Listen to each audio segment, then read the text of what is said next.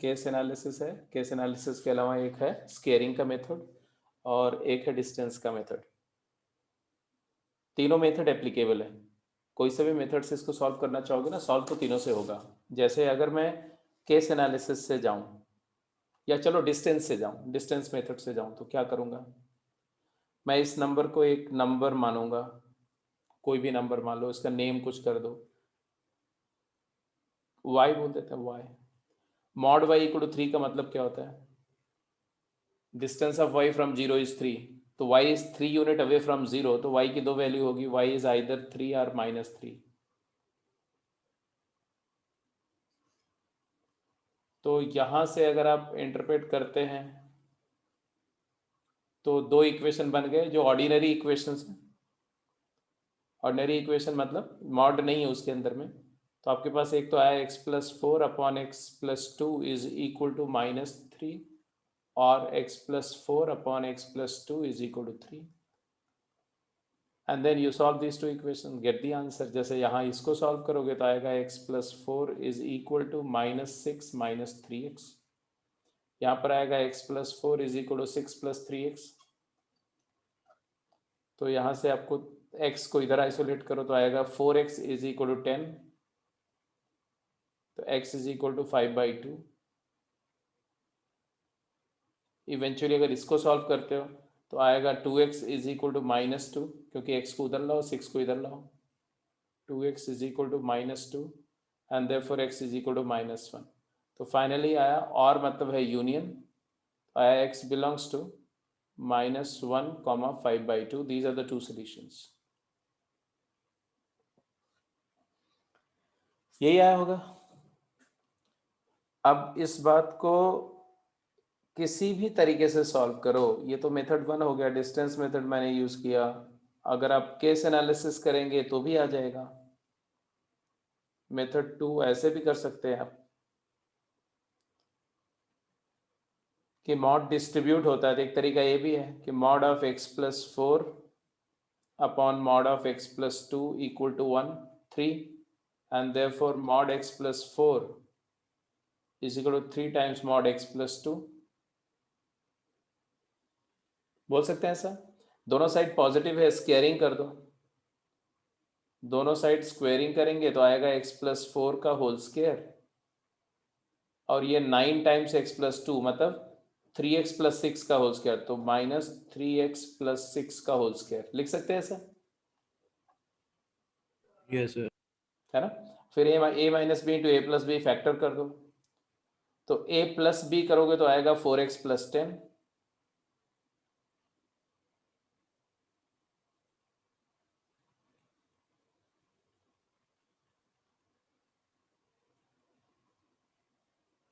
अच्छा, यहां पर हमने एक मिस्टेक करी, किसी ने कुछ बोला नहीं यार, तुम लोग ध्यान नहीं दे रहे हो क्या?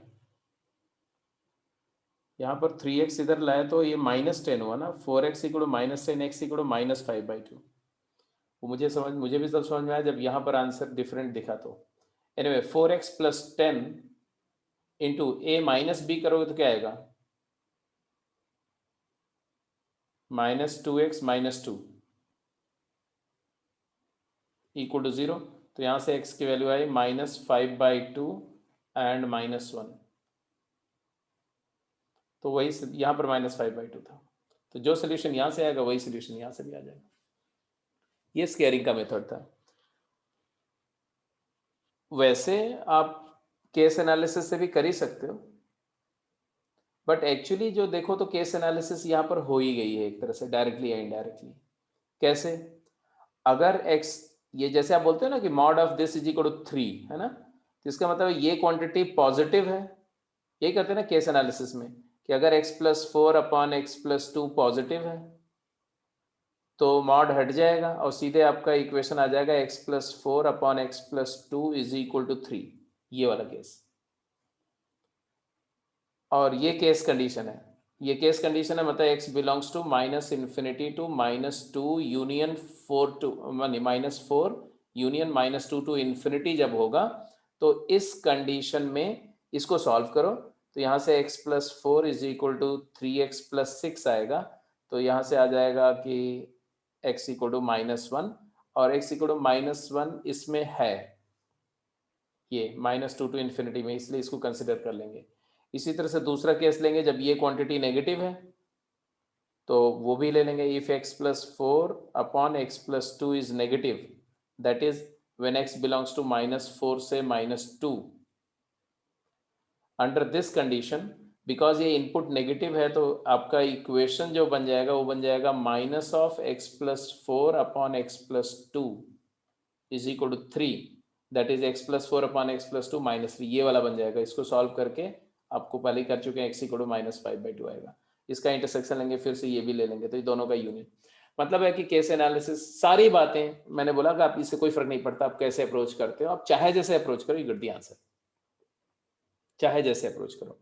अब बात आई कि इनइक्वालिटी में क्या प्रिकॉशन रखना होगा, क्या बात का केयर रखना है। प्रोसीजर यही है, बट केयर किस बात का रखना है वो देखो। कौन से इसमें से कौन से मेथड से चाहते हो मैं इनइक्वालिटी करके दिखाऊं? केस एनालिसिस से? यस सर, केस एनालिसिस से तो ज्योमेट्रिकली हाँ? सर मेथड 1 से। चलो ठीक है, मैं दोनों से करके दिखा देता हूं। मेथड 1 से जाते हैं, ज्योमेट्रिकली अगर करते हैं तो हम क्या बोलेंगे, हम बोलेंगे y का डिस्टेंस, क्योंकि हम यहां पर बोल रहे हैं कि मॉड ऑफ y, या mod of y is less then 3, distance of y from 0 is less than 3, so that y can be anywhere between -3 and 3। तो हम यहाँ पर जो ऐसे लिख रहे हैं, हम लिखेंगे y belongs to या y lies between -3 and 3, y lie between -3 and 3, and then y हमारा क्या है, यहाँ से दो इनइक्वालिटी आ रही ना, एक है y ग्रेटर देन -3, मतलब x plus 4 upon x plus 2 is greater then -3, और x plus 4 upon x plus 2 is less then 3। और है कि एंड? यहां पर और होना चाहिए एंड? सर एंड होना चाहिए, क्योंकि y की वैल्यू, इसमें कोई ऑप्शन नहीं है कि y -3 से बड़ा हो या 3 से छोटा, ये दोनों बातें होल्ड करनी चाहिए। y shall be greater than -3 and less than 3। तो ये और नहीं होगा, एंड होगा। ये और एंड वाला ध्यान रखना पड़ेगा बहुत केयरफुली। अब यहां पर देखो, अब तो इनइक्वालिटी सॉल्व करना है, कैसे करते थे ऐसे, इसको इधर लाओ, x plus 4 upon x plus 2 plus 3 is greater than 0, तो ये आ गया तुम्हारा 3x plus x 4x plus 10 divided by x plus 2 greater than 0। Wavy curve method लगा दो अब, 2 times 2x plus 5 x plus 2, ratio positive मतलब product positive.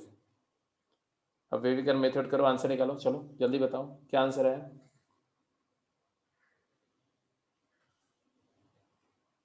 -5/2 and -2, leading coefficient positive negative positive, single single root है, हमें चाहिए greater than 0 positive, तो यहाँ से x बिलोंग्स माइनस से infinity to -5/2 open union -2 to infinity. But ये जो कंडीशन हमने लिया है, हाँ एक केस है ना, अभी दूसरा केस भी करना पड़ेगा, उसको भी सॉल्व करो सेकंड को। तो यहाँ से है x plus 4 upon x plus 2 -3 is less than 0, तो x plus 4 minus triple of x -6 divided by x plus 2 is less than 0। तो आ गया -2 -2x, तो -2 कॉमन ले लो तो x प्लस 1 हो जाएगा, upon x plus 2 is less than 0। Minus से मल्टीप्लाई कर दो, आ जाएगा x plus 1 upon x plus 2 is greater than 0, minus half से मल्टीप्लाई कर दिया दोनों साइड, इनइक्वालिटी रिवर्स हो गई। फिर इसका मतलब है x प्लस 1 और x प्लस 2 का प्रोडक्ट पॉजिटिव है, तो ये आ गया तुम्हारा -2 एंड दे आ गया -1, leading coefficient positive negative positive. हमें चाहिए ग्रेटर देन 0, तो क्या आंसर आ रहा है? x belongs to minus infinity minus -2 union -1 से इन्फिनिटी। अब ये एंड है, ये जो सोल्यूशन सेट आया और ये जो सोल्यूशन सेट आया, दोनों के बीच एंड मतलब इंटरसेक्शन। इंटरसेक्शन। तो अब दोनों सेट्स का इंटरसेक्शन लेकर के आंसर प्रेडिक्ट कर दो फटाफट। एक नंबर लाइन ड्रॉ किया, इंटरसेक्शन कैसे लेते हैं इंटरवल्स को आपको पहले से पता है कि टर्मिनल पॉइंट मार्क किए -5/2 -2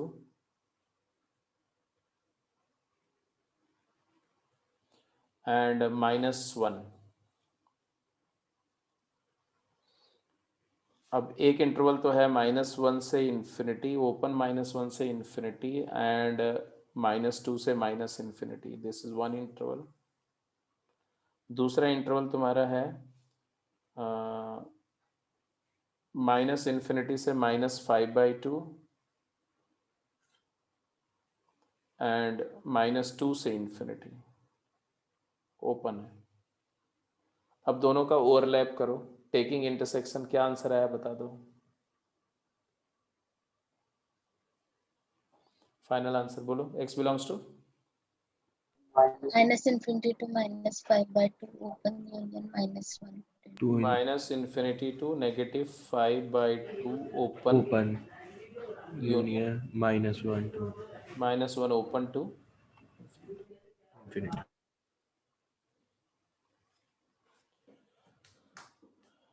Mehul, is that clear? Yes sir. चलो और बताओ, और कोई डाउट था? अब ऐसे क्वेश्चन में हमेशा इसी तरह से करेंगे। ये मैंने डिस्टेंस मेथड से किया, केस एनालिसिस करोगे तो भी वही काम करना होगा, सिर्फ ये वाला एक्सप्रेशन पॉजिटिव एक केस लोगे, नेगेटिव एक केस लोगे, ठीक है? तो should I work it out या समझ में आ जाएगा? कर लेंगे। आ गया सर। हो गया सर। आ गया सर। हाँ, जब एक बार पॉजिटिव करेंगे तो -इन्फिनिटी से -4 यूनियन -2 से इन्फिनिटी केस कंडीशन हो जाएगी, और जब इस एक्सप्रेशन को नेगेटिव लेंगे तो -4 से -2 केस कंडीशन हो जाएगी। अब दोनों केस कंडीशन के सोल्यूशन निकाल के केस कंडीशन से इंटरसेक्ट कर लेंगे, फिर दोनों का यूनियन लेंगे, दोनों केसेस का, and you get the same solution. आप करके देख लेना जरूर एक बार, ठीक है? सर एक मैंने आज ही डाला था सर, आपने कहा था वो इवनिंग में हाँ डिस्कस। हाँ, अभी मैं बोलो तो अभी डिस्कस कर दूं, इवनिंग में भी कर सकते हैं, अभी कर लेते हैं। Yes sir.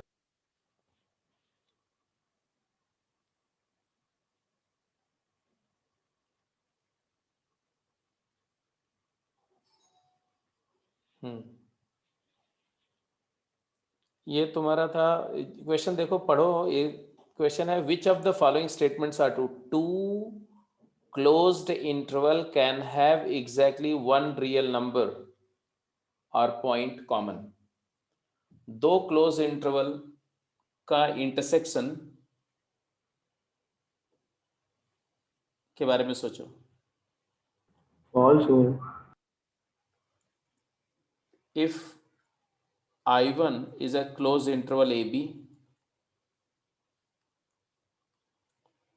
and I2 is a closed interval CD। ध्यान से सुनना जो मैं बोल रहा हूं, क्योंकि ये बहुत इंपॉर्टेंट बात है। And I'm talking of I1 intersection I2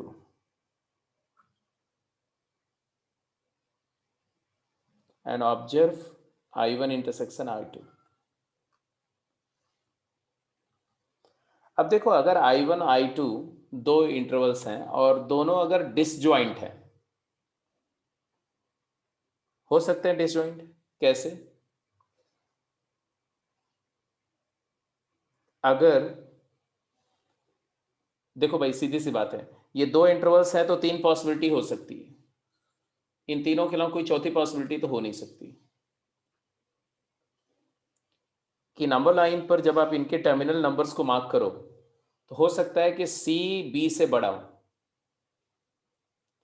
if C is greater then B तो क्या होगा? तो ये हो गया डिसजॉइंट्स हो जाएंगे फिर तो। ये हो गया B, ये हो गया A, और ये हो गया C, ये हो गया D। और इन दैट केस एक इंटरवल तुम बोल रहे हो A से लेके B है, और एक इंटरवल आप बोल रहे हैं C से D है, दोनों क्लियरली डिसजॉइंट सेट्स हैं। तो आप बोलोगे I1 intersection I2 is 5। I don't think इसमें कोई कंफ्यूजन की बात, it's very as clear, right? कोई डाउट? No sir. ठीक है। अब इसके बाद दूसरी पॉसिबिलिटी क्या हो सकती है भाई, सी और बी दो रियल नंबर्स हैं, तो दो रियल नंबर की तीन पॉसिबिलिटी होती है, या तो सी बी से बड़ा होगा, या तो सी बी से छोटा होगा, या सी बी के इक्वल होगा, इजंट इट? क्यों भाई ध्रुव?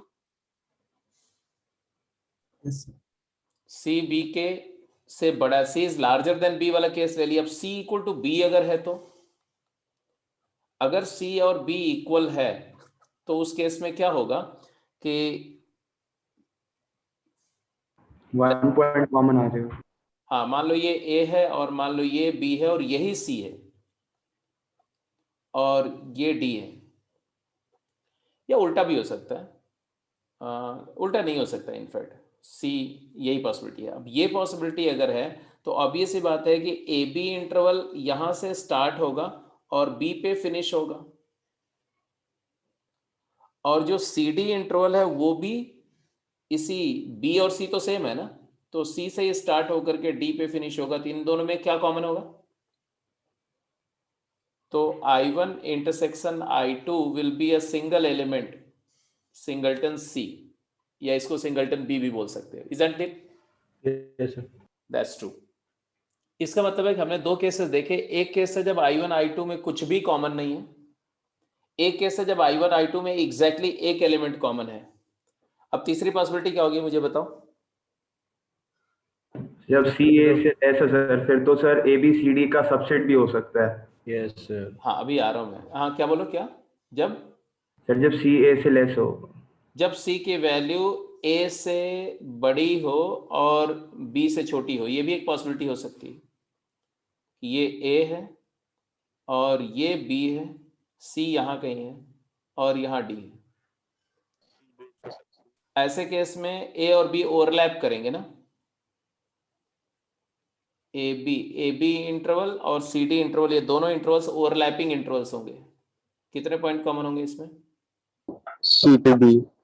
हाँ जी, तो I1 intersection I2 is an interval C to B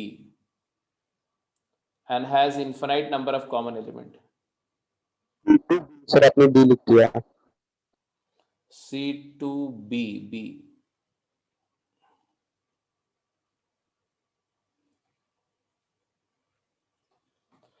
इसका मतलब हम ये क्लेम कर रहे हैं कि अगर दो इंटरवल क्लोज्ड हैं तो उन दोनों इंटरवल में एक पॉइंट कॉमन हो सकता है या तो इन्फिनाइट पॉइंट कॉमन हो सकते हैं, और बीच में कोई पॉसिबिलिटी नहीं। There can not be two common point, there can not be two real number common, clear cut. Either there is exactly one point common. जब दोनों ऐसे जस्ट टच कर जाएंगे, दोनों इंटरवल जस्ट टच करेंगे, तो बिकॉज क्लोज इंटरवल में जो एंड वाली नंबर, जो टर्मिनल नंबर होती है, वो इंटरवल का पार्ट होती है, वो सेट में लाई करती है। और जब दोनों इंटरवल्स आपस में जस्ट टच करेंगे तो वो जो टर्मिनल नंबर है दोनों की मैच कर जाएगी, दोनों की कॉमन एलिमेंट हो जाएगी, ठीक है। और अगर टच नहीं कर रहे हैं, ओवरलैप कर गए, तो ओवरलैप मतलब अगर सी और बी अनइक्वल हो गए और वो ओवरलैप किया, तो दोनों सी और बी के बीच में कोई भी दो नंबर कितनी भी क्लोज क्यों ना हो, उनके बीच में इन्फिनाइट नंबर ऑफ कॉमन होती है नंबर्स, रियल नंबर्स, तो हमेशा इन्फिनाइट नंबर ऑफ ओवरलैप आ जाएगा, तो इन्फिनाइट सेट आ जाएगा इंटरसेक्शन में, ठीक है। जबकि ओपन इंटरवल में ऐसा नहीं है। ओपन इंटरवल में जरा सोचो, तो ओपन इंटरवल में भी मैं यही पॉसिबिलिटी दिखा रहा हूं, देखो। एक पॉसिबिलिटी ऐसे होगी, A B and C D, और एक पॉसिबिलिटी ऐसे होगी,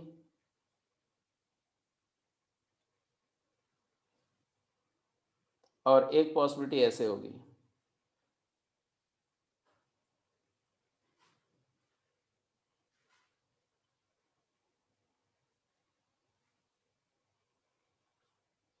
I hope you can figure it out, you can understand मैं क्या बोल रहा हूं। ये B इक्वल टू सी है और ये D है, और ये है तुम्हारा A, और ये है C, और ये है B, और ये है D। अब देखो इसमें कॉमन तो क्लियर दिख रहा है, ये ओपन इंटरवल कॉमन आ जाएगा, वो I1 intersection I2 will be C B open interval.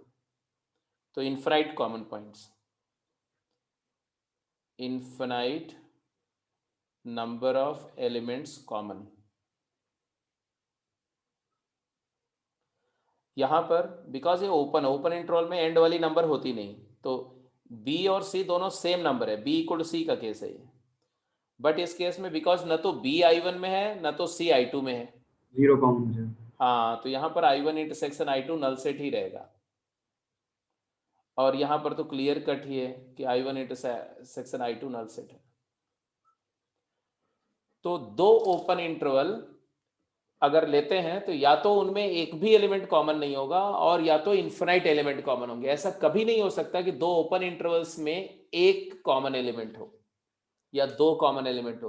To open intervals can never have non-zero finite number of element common. There will be always infinite number of element common. तो अब तुम्हारा ये दोनों part, I hope ये both the parts are completely answered. पहला part था two closed interval can have exactly one real number common. Yes, true है. And B, if two open intervals have one point in common, then they must have infinite many points in common. ये भी clear हो गया? Right. ठीक है बेटा. अब इसके बाद में पहले तो आ जाते हैं हम लोग शीट पे. इसको नोट कर लिया आपने? नोट कर लो, क्योंकि ये कॉन्सेप्चुअल पॉइंट है, तो इसको आप अपनी कॉन्सेप्ट नोट में, कॉन्सेप्ट बुक में नोट करेंगे, क्लास नोटबुक में.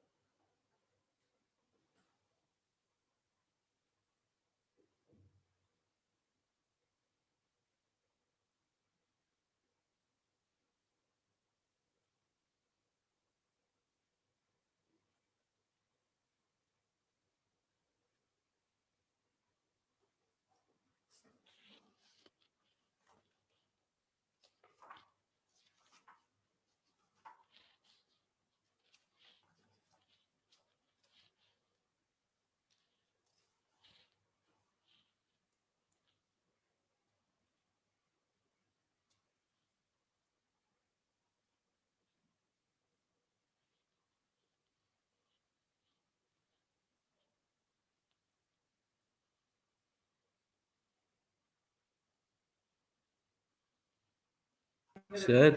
हाँ बेटा बोलो. सर इसी में एक और डाउट था सर. बोलो बोलो बोलो. ये जो क्वेश्चन है तुम्हारे, वो असाइनमेंट से ही है ना सारे? ये वाली स्लाइड को चेंज कर दूं मैं? ये सर बड़ी वाली थी सर, जिसमें दो थे, लेसन 1 और 2. एग्जैक्टली. मैं सीधे सीधे असाइनमेंट ओपन कर लेता हूँ, that would be better to refer.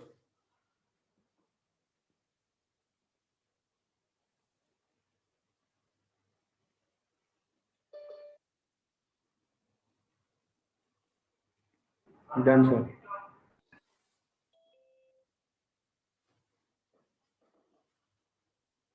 सभी लोग नोट कर चुके हैं बेटा? Yes sir. Yes, sir. ठीक है.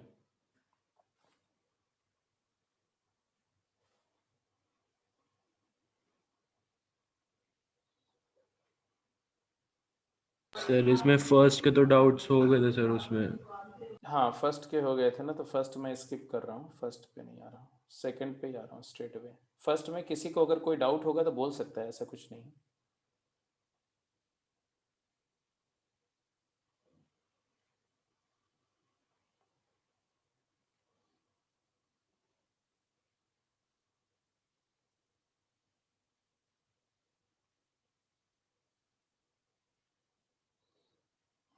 इसमें कौन सा था तुम्हारा, पहले डाउट बोल दो।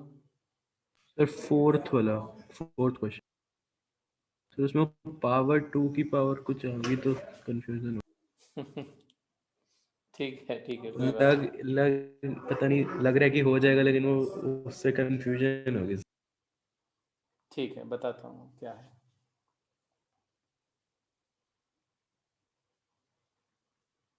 चलो अभी सभी लोग ऐसा करेंगे ना, फोर्थ फिफ्थ सिक्स्थ सेवेंथ करते जाइए, अभी साथ साथ करिए मेरे साथ। ठीक है, बीच बीच में कुछ कुछ और क्वेश्चंस भी मैं देता रहूंगा, वो भी करते जाइए, but just begin with question number 4। मैंने अभी शुरू नहीं की थी असाइनमेंट लेवल 2। हाँ क्या? मैंने अभी असाइनमेंट लेवल 2 स्टार्ट नहीं किया था। तो अभी करो, चलो कोई बात नहीं ना, अभी करो। Okay sir. तो जो क्वेश्चन नंबर 4 जैसे दिया हुआ है ना, तो ये फोर्थ क्वेश्चन क्या है, इट दे से दैट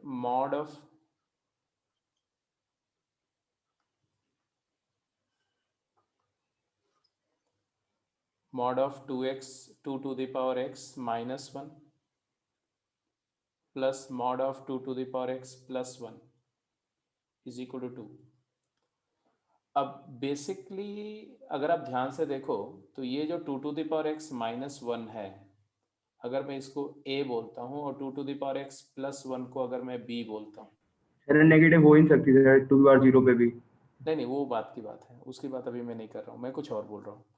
मैं बोल रहा हूँ don't you see that it is mod of a plus mod of b is equal to mod of a minus b। Yes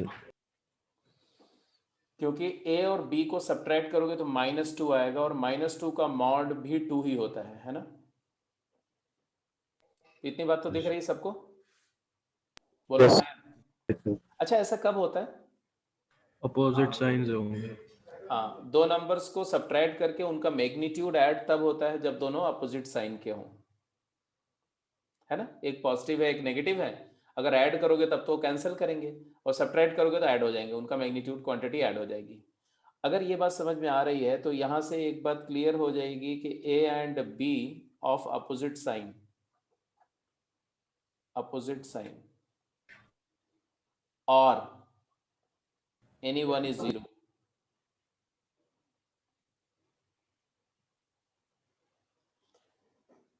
isn't it?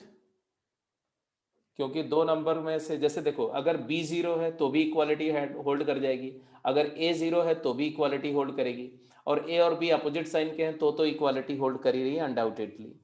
And thereby you can claim from here that a और b का जो product है वो less और equal to 0 होना चाहिए। तो आ गया 2 to the power x minus 1 और 2 to the power x plus 1, इन दोनों को मल्टीप्लाई करके लेस देन 0 आना चाहिए या इक्वल टू 0 आना चाहिए। अब एक सेकेंड के लिए लेट कर लो कि 2 to the power x is nothing but y।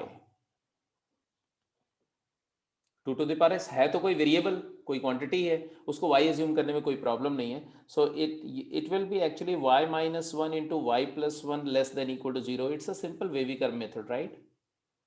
So apply wavy curve method minus for y की इनइक्वालिटी के लिए वेविकर मेथड अप्लाई करो, तो आ गया तुम्हारा, हालांकि कर लो फिर मैं बताता हूँ कि कुछ और भी सोच सकते थे। -1 1 क्लोज।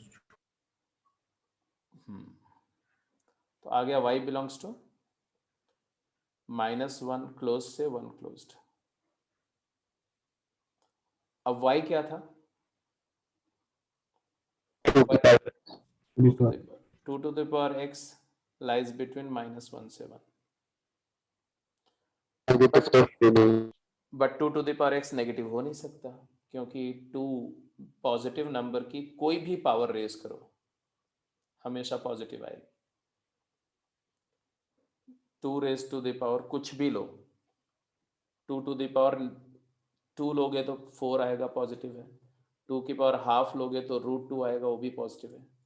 2 की पावर -2 लोगे तो भी 1/2 की पावर 2 होकर के वो भी पॉजिटिव आएगा।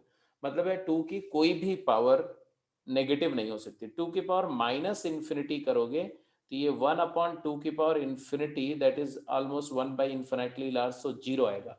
मतलब 2 की पावर x की वैल्यू 0 होगी नहीं, क्योंकि कोई भी नंबर इन्फिनिटी नहीं हो सकती या माइनस इन्फिनिटी नहीं हो सकती, बट 0 को अप्रोच करेगी। तो आप ये बोल सकते हो कि 2 की power x approaches to 0 if x is tending to minus infinity.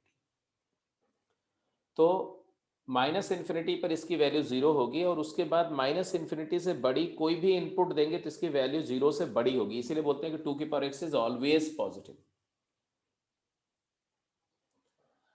अगर ये ऑलवेज पॉजिटिव है, 0 भी नहीं हो सकता, मैंने बोला नेगेटिव तो छोड़ ही दो, नेगेटिव तो कभी हो ही नहीं सकता, तो इसका मतलब हमारा कंक्लूजन यहां से क्या आना चाहिए कि 2 की पावर x की वैल्यू 0 से बड़ी और 1 से छोटी होनी चाहिए। और 1 क्या है? 1 को लिख सकते हैं 2 की पावर 0।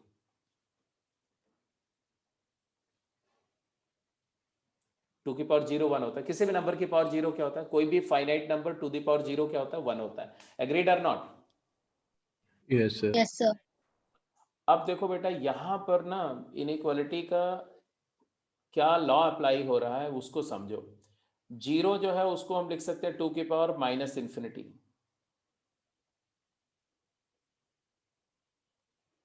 लेस देन 2 की power x, less than equal to 2 की पावर 0। 2 की पावर x की प्रॉपर्टी क्या है वो देखो, 2 raise to the power x increases if x increases। मानते हो कि नहीं मानते हो? अगर आप इनपुट 0 दोगे तो 1 आएगा, इनपुट 1 दोगे तो 2 आएगा, इनपुट को बढ़ाते जाओ, x को बढ़ाते जाओ, 4, x को 3 दोगे 8, x को 4 दोगे 16। मतलब by increasing x, x increases, then 2 की पावर x इंक्रीजेस। इसलिए आगे हम लोग पढ़ेंगे, अगला टॉपिक यही है एक्सपोनेंशियल फंक्शन, कि 2 raise to the power x एक इंक्रीजिंग फंक्शन है। ऐसे इसका ग्राफ ऐसा इंक्रीज करते हुए आएगा, ऐसा। Larger the input larger is the output. Because ये अलग से टॉपिक है इसलिए अभी मैं उस पर नहीं जा रहा हूं। Larger the input larger is output, ये याद रखो।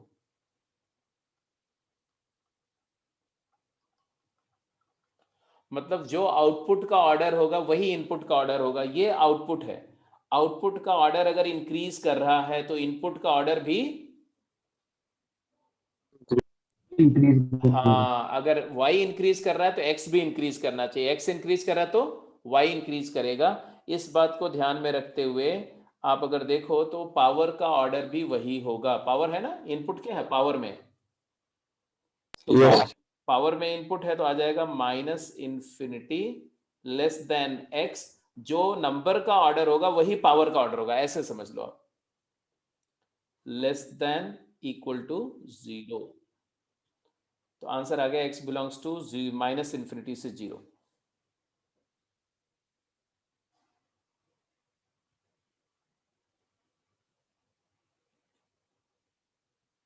ठीक है बेटा, यहां तक क्लियर है कि नहीं? जल्दी बोलो। yes sir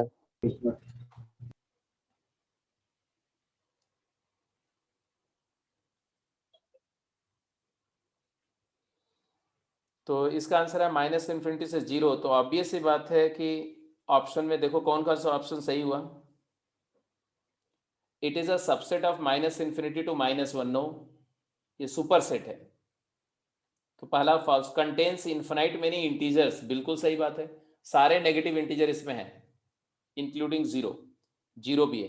contains finitely many integer, गलत है, नन ऑफ दिस। तो आंसर हो गया B, B is the correct option.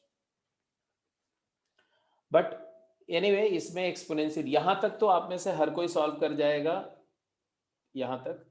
इस पॉइंट के बाद की एनालिसिस जो है, रादर यहां तक भी सॉल्व कर जाएगा। इसके बाद वाली एनालिसिस जो है वो एक्सपोनेंशियल फंक्शन से रिलेटेड है। एक्सपोनेंशियल फंक्शन अभी नहीं कराया था, तो अगर वो आपसे नहीं हुआ तो कोई बड़ी बात नहीं है। जैसे अगला टॉपिक एक्सपोनेंशियल लॉक करेंगे तो अपने आप हो जाएगा। मतलब अगले वीक के एंड तक आप ये सब डील करना सीख जाएंगे आराम से।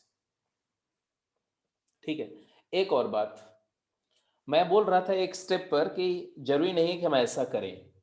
वो स्टेप क्या था और मैं क्यों बोल रहा था उसको भी जरा ध्यान से देख लो। ये जब हम यहां पर थे ना, ये वाले स्टेप पर, इस स्टेप के बाद मेरे पास एक चॉइस थी, Yes. Because two raise to the power x हमेशा पॉजिटिव होता है, इसलिए जो दूसरा ब्रैकेट था वो हमेशा पॉजिटिव होगा। ये किसी ने बोला भी था, किसने बोला था? किसी बच्चे ने बोला था, राघव किसे बोला था? Raghav Raghav, okay. Two raise to the power x plus one हमेशा पॉजिटिव है। अब दो नंबर का प्रोडक्ट अगर नेगेटिव है और दूसरा वाला फैक्टर पॉजिटिव है, ऑलवेज पॉजिटिव है, तो इसका मतलब यहीं पर हम डिसीजन ले सकते थे ना, यहीं पर हम बोल सकते थे कि टू की power x minus one has to be less than zero. इसका मतलब है टू की पावर एक्स की वैल्यू लेस देन वन होगी, और वन को टू की पावर जीरो कर दो, और इसका मतलब है कि x is less than zero होना चाहिए। और ए लेस देन जीरो होना चाहिए तो कहां तक हो सकता है? तो ऑब्वियसली माइनस इन्फिनिटी तक। तो माइनस इन्फिनिटी से जीरो आंसर यहां से आ जाएगा।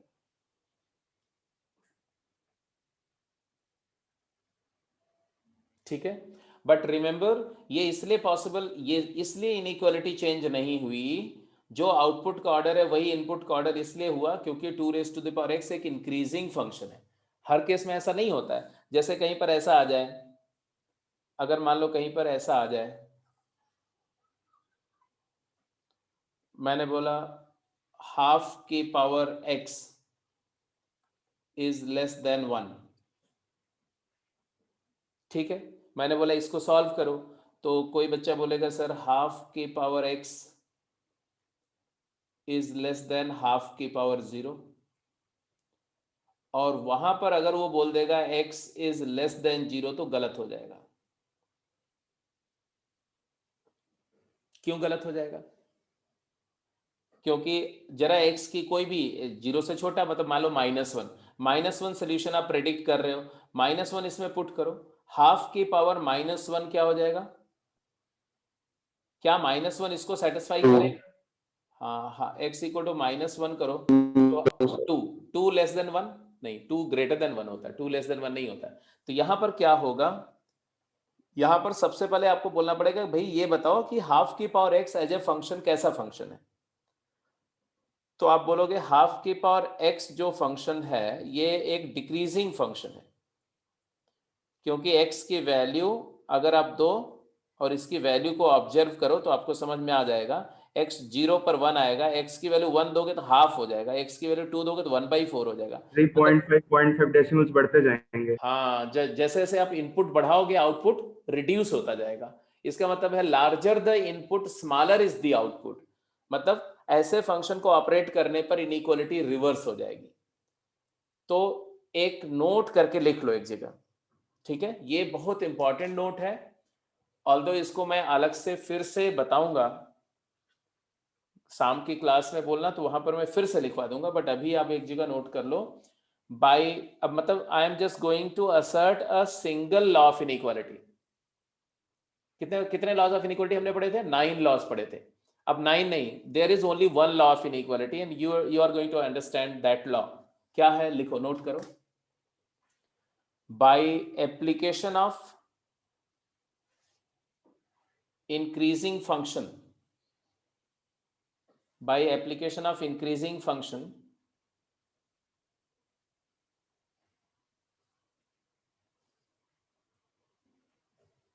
एप्लीकेशन के आगे ब्रैकेट में रिमूवल भी लिख दो,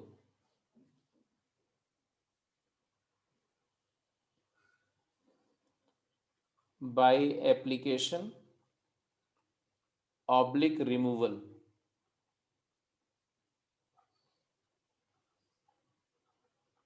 of increasing function।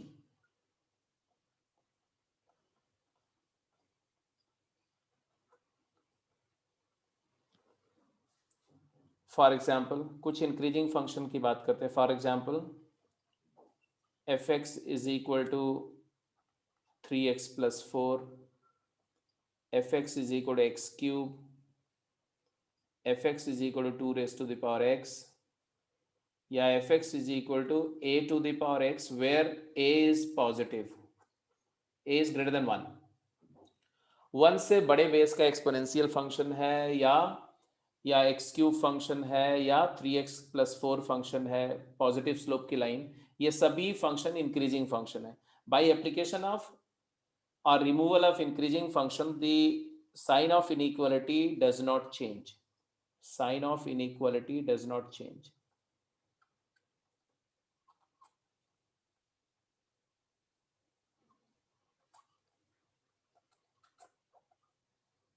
ये है लॉ ऑफ इनइक्वालिटी ना, यूनिवर्सल लॉ ऑफ इनइक्वालिटी है.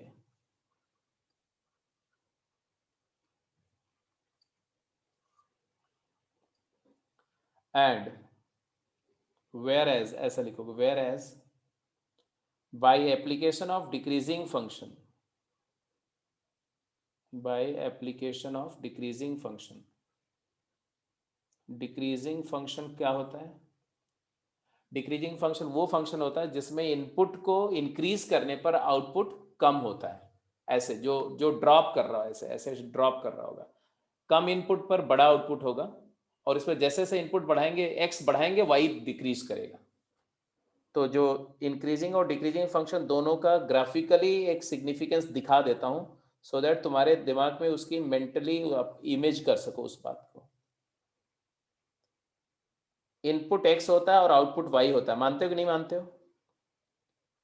तो जब मैं बोलता हूं इंक्रीजिंग द इनपुट, इसका मतलब you are moving left to right. X की वैल्यू लेफ्ट से राइट की तरफ देख रहे हो आप. इनपुट इंक्रीज कर रहा है, आउटपुट होता है वाई.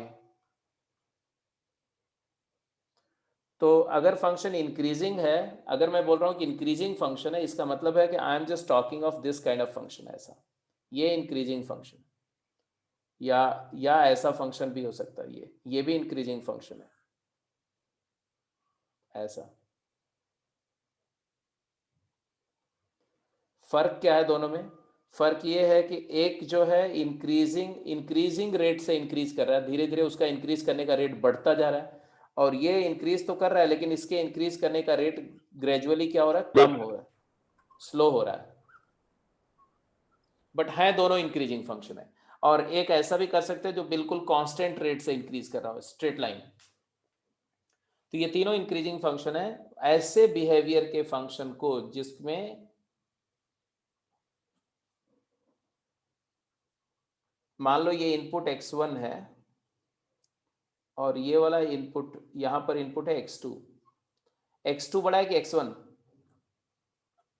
x2 नंबर लाइन पर जो नंबर राइट में होती है वो बड़ी होती है, और x1 का आउटपुट y कोऑर्डिनेट से होता है ना, fx1 बोलते हैं इसको, ये पूरा y, और ये y कोऑर्डिनेट को हम क्या बोलेंगे? f of x2. मानते हो कि नहीं मानते हो? Yes. तो क्लियर कट दिख रहा है, इस डायग्राम को देखो तो तुम्हें दिख रहा है कि अगर x2 x1 से बड़ा है, देन fx2 fx1 से बड़ा है.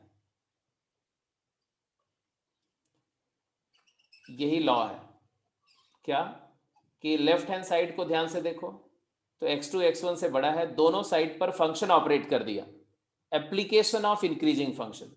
तो f of x2 greater than f of x1, तो फंक्शन को ऑपरेट करने पर इनइक्वालिटी चेंज नहीं हुई, ग्रेटर है और ग्रेटर थी.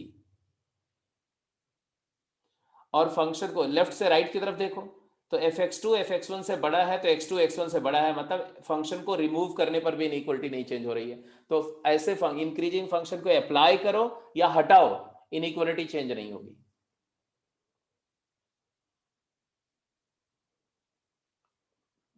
थ्रू अभी बताता हूं बेटा, जस्ट होल्ड ऑन.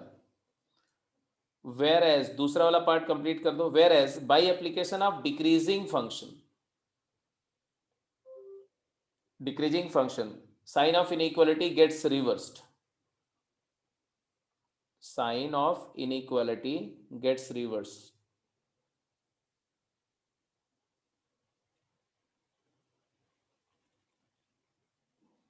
इनइक्वालिटी का साइन रिवर्स हो जाता है.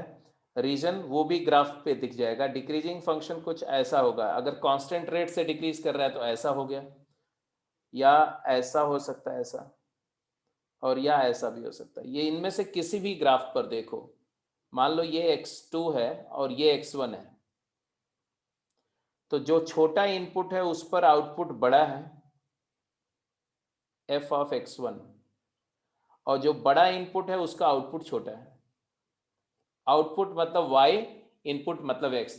तो यहां पर आप में से कोई भी ऑब्जर्व करेगा तो उसको यही बात दिखेगी, क्या, कि अगर x2 x1 से बड़ा है तो x2 का जो आउटपुट f x2 है वो छोटा है f x1 से।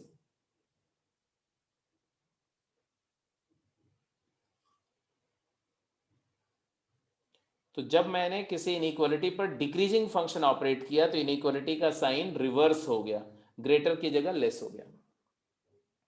बात समझ में आ गई कि नहीं? Raghav, Mehul, Sukrit, yes sir, clear. Saket, Saket clear है बेटा?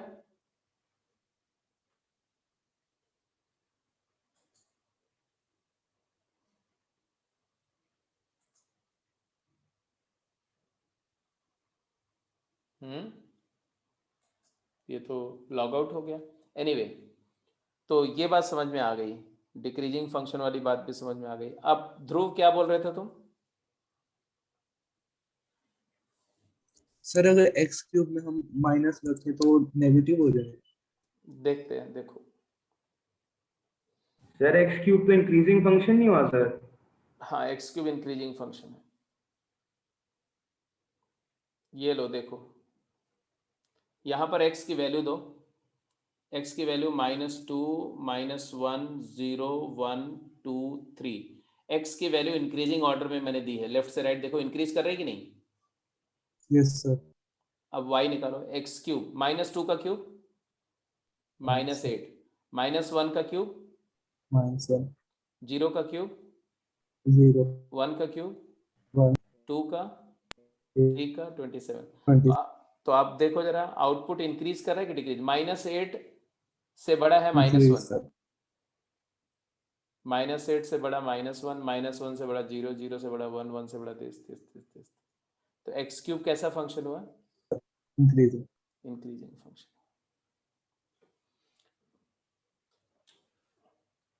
तो जब इनपुट इंक्रीज कर रहा है तो आउटपुट इंक्रीज कर रहा है, इसमें कोई डाउट नहीं।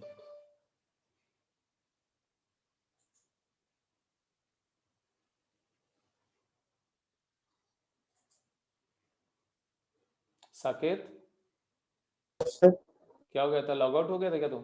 सर नेट की थोड़ी सी प्रॉब्लम है, वो उसका लगा रखा है नेट प्लस का, फिर वो बंद चालू होता रहता है बीच में। तो अभी ये कैसे देख, इसको जो एक बार देख लो, इसको लिख लो, फिर मैं एक्सप्लेन कर देता हूँ, डाउट अलग से भी कर दूंगा, पहले लिख लो इसको। हम लोग बात कर रहे थे कि there is only one law of inequality.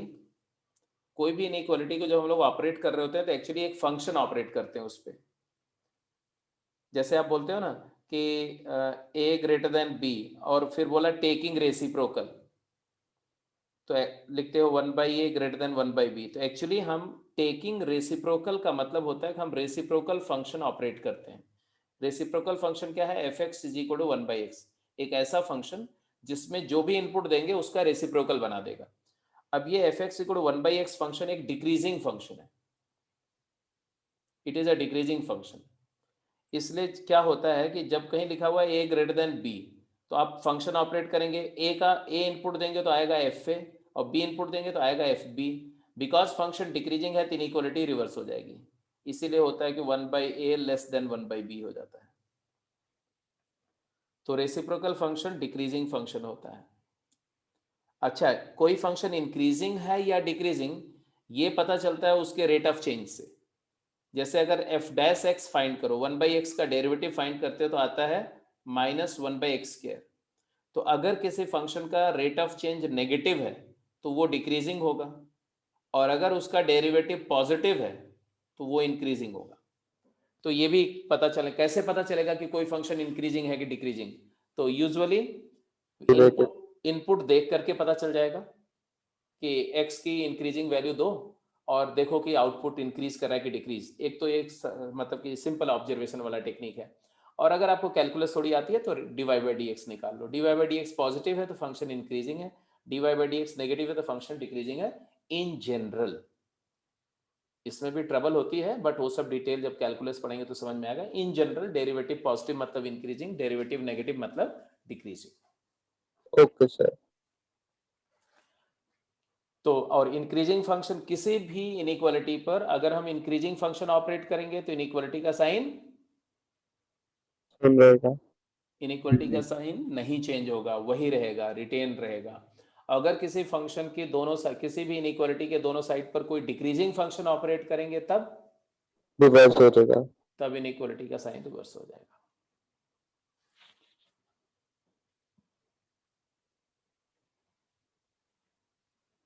तो दिस वाज द लॉ। अब आ जाओ वापस क्वेश्चन पे। और कौन सा डाउट था? अब क्वेश्चन आगे क्वेश्चन पे शुरू करो, अगला क्वेश्चन पे करो। इसको नोट कर लिया कि कर रहे हो अभी? कर लिया सर। सर ध्रुव कर लिया सर। ठीक है बेटा। चलिए, फोर्थ हो गया था, फिफ्थ, सिक्स्थ,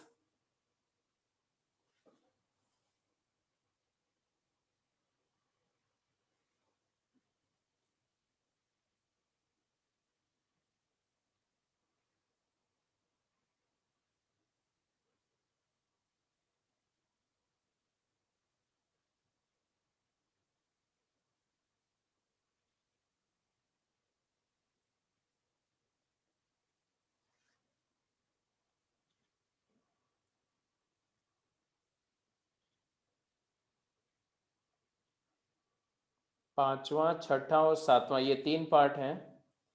आपको ये तीनों करने हैं अभी। कितना टाइम है ये तीनों पार्ट के लिए? मैं टाइम आउट करके दे रहा हूं, ठीक है? टेस्ट कंडीशन में करो। 5 मिनट।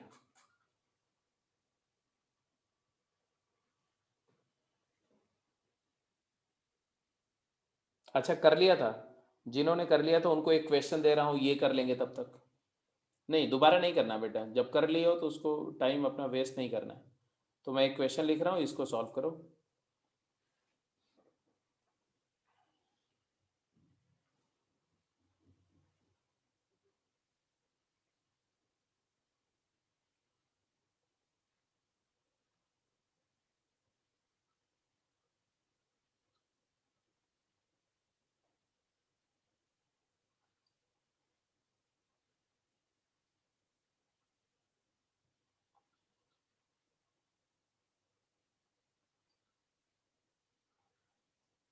Solve for x.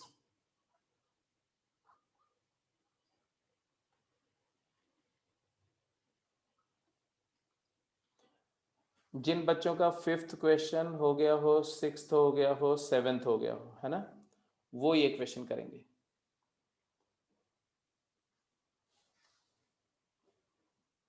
सबका वीडियो ऑन होना चाहिए।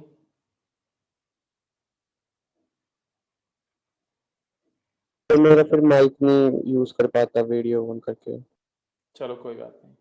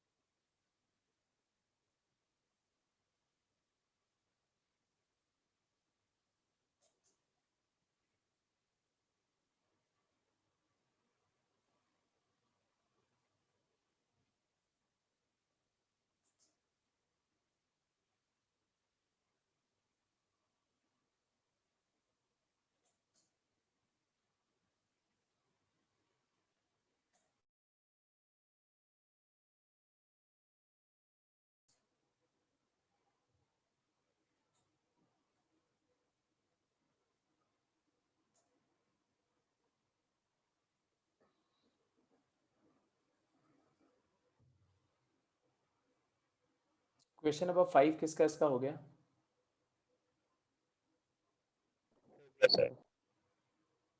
फिफ्थ हो Yes, गया। sir. हो गया था। ठीक है।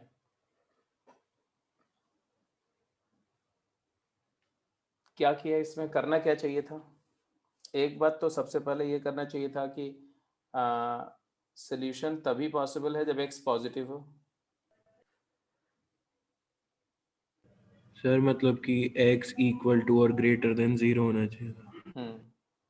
और उसके बाद इसके एनालिसिस करो तो ये अंदर वाला फैक्टर किया होगा तुमने, Yes, sir. तो आ गया x माइनस 4 x प्लस 2 का mod is equal to 2x, and because हम लेके चल रहे हैं case condition x belongs to 0 to infinity, क्योंकि अगर नेगेटिव हुआ तो वैसे सोल्यूशन नहीं होगा। तो 0 से इन्फिनिटी में ये दूसरा वाला फैक्टर हमेशा पॉजिटिव होगा। देखो ध्यान से, क्योंकि अगर x पॉजिटिव है तो x प्लस 2 पॉजिटिव होगा। इसका मतलब है कि सिर्फ इसका साइन पर डिपेंड करेगा अंदर का एक्सप्रेशन। तो अगर x 4 से बड़ा है तब तो अंदर पूरा ही पॉजिटिव आ जाएगा, और 0 से 4 है तो दो केसेस बनेंगे, इसमें से दो केसेस। एक केस लेंगे जब x की वैल्यू 0 से 4 हो, और एक लेंगे जब x की वैल्यू 4 से इन्फिनिटी हो।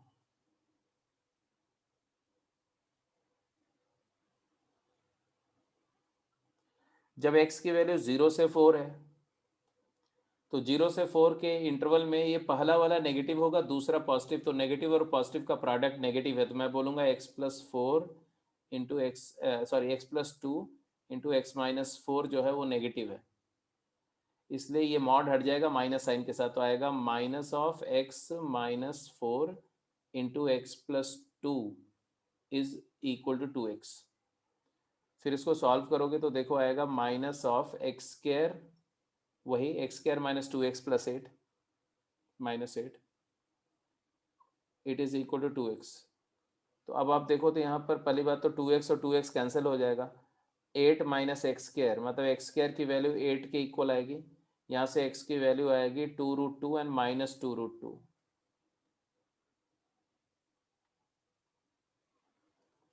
बट x हमारा है 0 से 4,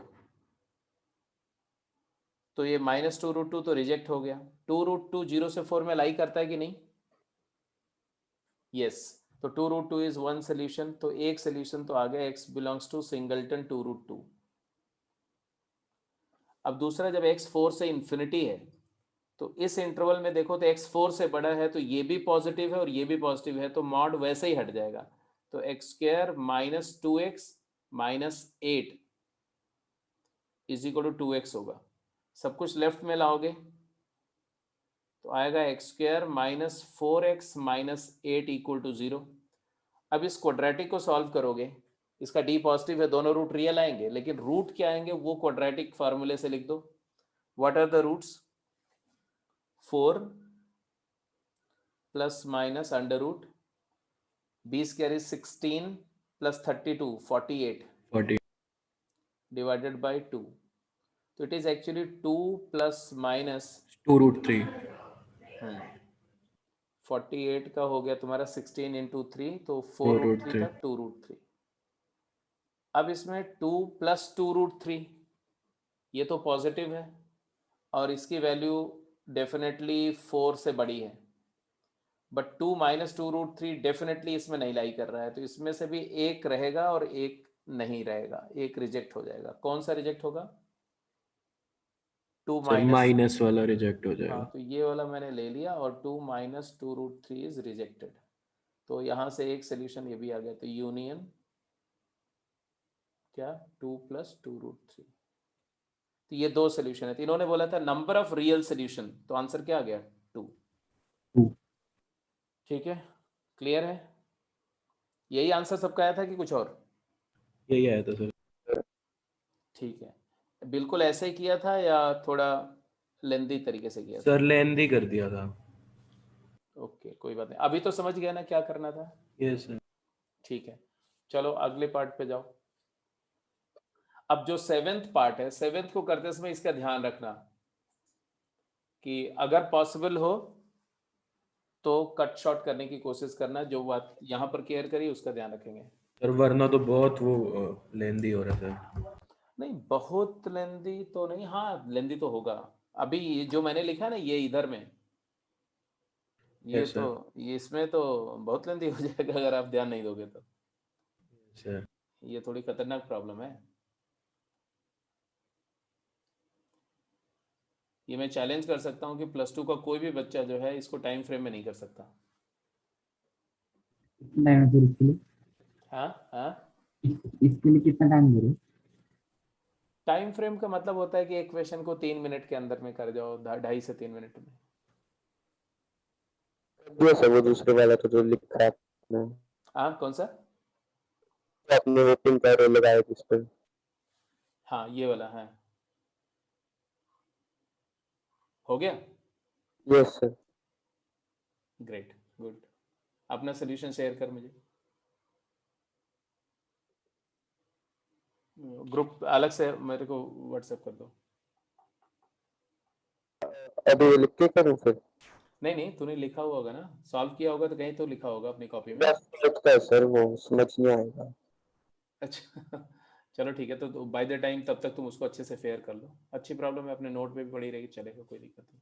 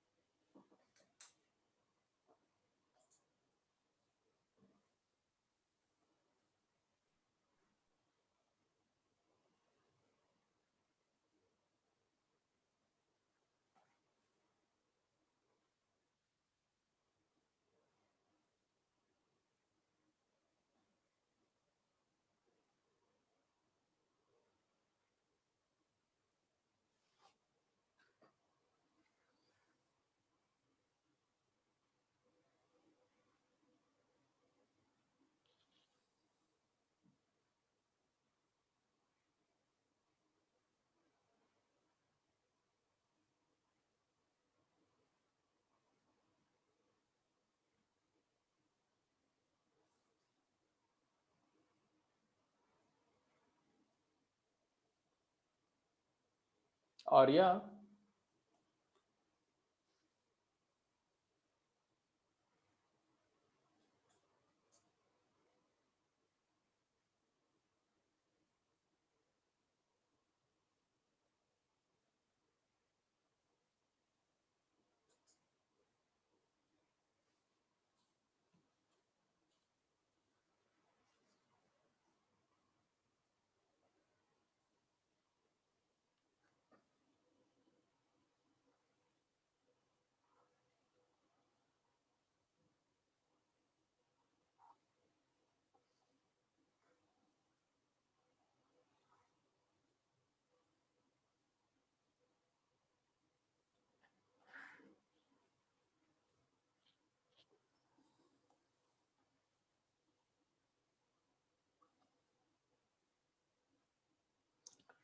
सिक्स क्वेश्चन में केस कंडीशन क्या लिया,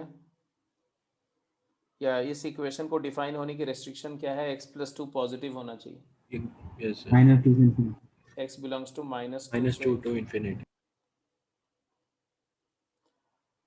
एंड टू हैव सोल्यूशन, ये कंडीशन तो मस्ट है। और उस कंडीशन में if you look at the equation, तो इक्वेशन तुम्हारा है x -3 into x+2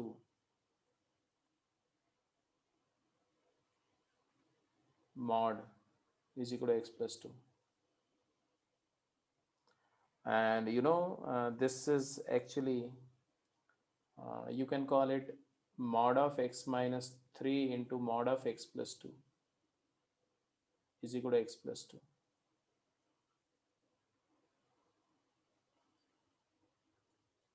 Mod a b is mod a into mod b, mod distribute होता है प्रोडक्ट पे, and because x+2 पॉजिटिव है,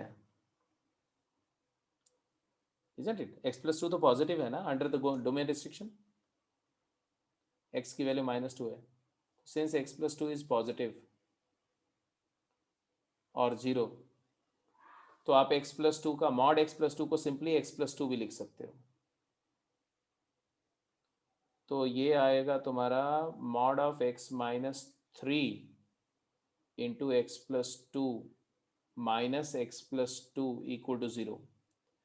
कभी भी फैक्टर को कैंसिल नहीं करना चाहिए, क्योंकि कैंसिल करने पे रूट का लॉस हो जाता है, इसलिए मैंने कैंसिलेशन नहीं किया। ये बात कहीं ना कहीं आपको इक्विवेलेंट इक्वेशन बताते समय मैंने बताई थी कि cancellation and squaring the power, हाँ, स्क्वेयरिंग बोथ साइड या रेजिंग बाय इवन पावर, ये अवॉइड करना चाहिए। अब x+2 कॉमन ले लिया तो आया क्या, mod of x+x-3 -1 equal to 0। अब दो नंबर यहाँ से दो बातें आई, एक तो आ गया x इक्वल टू -2, और जब ये पहला फैक्टर 0 होगा, या mod of x - 3 equal to 1, तो यहाँ से आ गया सीधे सीधे कि x belongs to -2 comma x का डिस्टेंस 3 से 1 है, तो x की वैल्यू 3 - 1 या 3 + 1, 3 - 1 is 2, 3 + 1 is 4. But remember that this entire discussion is subjected to the condition that x belongs to -2 से infinity. So please make sure कि सारी इसमें है। देखो ये तीनों सोल्यूशन जो आए वो इसको सेटिस्फाई कर रहे हैं ना? यस। तो ये सोल्यूशन सेट होगा। Taking the intersection, this is the set of solution. तो आंसर क्या आया? एक आया -2, एक आया 2, एक आया 4। -2 तो क्लियर कट सेटिस्फाई कर रहा है, x की वैल्यू 2 पुट करो, सेटिस्फाई कर रहा है, चेक करके देख लो, कर रहा है, क्योंकि अंदर में root of mod of -4, right में 4, obviously mod of -4 is 4। x को 4 पुट करो तो 6 = 6 भी कर रहा है। तो ये तीन सोल्यूशन है। तो आंसर इसमें था कि complete set of real value of x which satisfies this equation is. तो आंसर क्या आएगा? डी। डी है।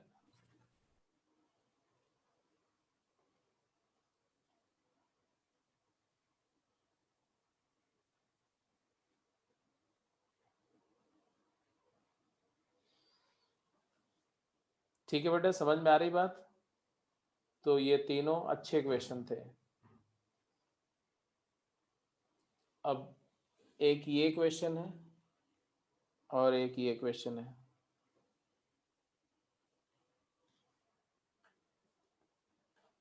तो मैंने भेजा व्हाट्सएप पे उसका सॉल्यूशन। अच्छा, जो मैंने दिया उसका आंसर क्या है बताओ? भेज दिया तुमने? Yes okay, let sir. Me see. Sukrit, तुम्हारा आंसर क्या है? नहीं, इसी पर्सन भेज दिया मैसेज आपको जूम पर।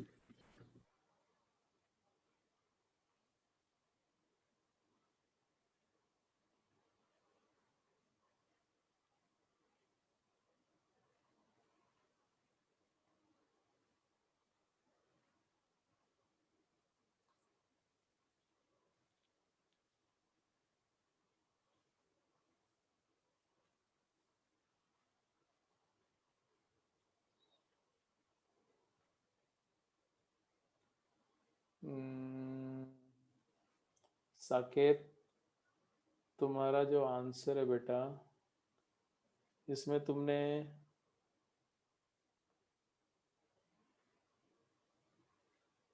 Great, good good good, fantastic, I like it. ठीक है, अब इसी को तुम, जब आप ये कर चुके हो तो इसके जगह पर अगर ग्रेटर देन है और लेस देन है उसका सोल्यूशन भी निकाल लो। हाँ जी, अब देखो सभी लोग इस क्वेश्चन को मैं सॉल्व कर रहा हूँ, इसको देखो, ये तो हो गया होगा, सबने नोट कर लिया होगा, तो आई am just going through it. ये जो क्वेश्चन मैंने दिया था उसको ध्यान से देखो। तो x² + 3x, x² + 3x को अगर मैं a मान लूँ और x² - 2x को b मान लूँ, ठीक है जी। तो देखो दो बातें हैं, सबसे पहले तो लेफ्ट हैंड साइड में मॉड का सम है, राइट साइड को ऑब्जर्व करो। तो RHS में पॉसिबिलिटी क्या है कि RHS या तो पॉजिटिव होगा या तो नेगेटिव,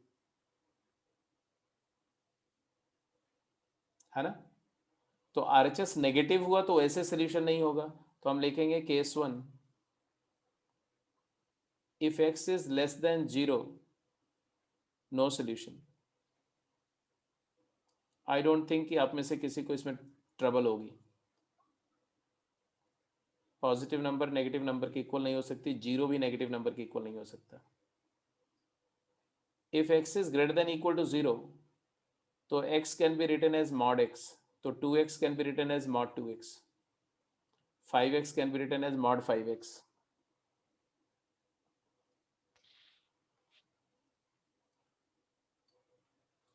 एंड देयरफॉर हमारा इक्वेशन हो जाएगा mod of x square plus 3x plus mod of x square minus 2x is equal to mod of 5x लिख सकते हैं आप।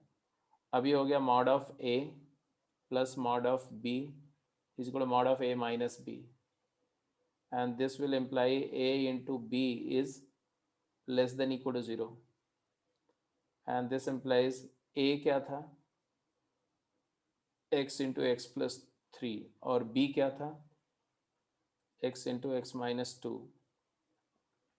Is less than equal to 0। Wavy curve method से सोल्यूशन आ जाएगा। रूट क्या है -3 0 एंड 2, 0 डबल रूट है, 0 डबल रूट है, ये single, leading coefficient positive negative negative positive. तो आंसर क्या है, हमें चाहिए less than equal to 0, x belongs to -3 से 2 क्लोज्ड।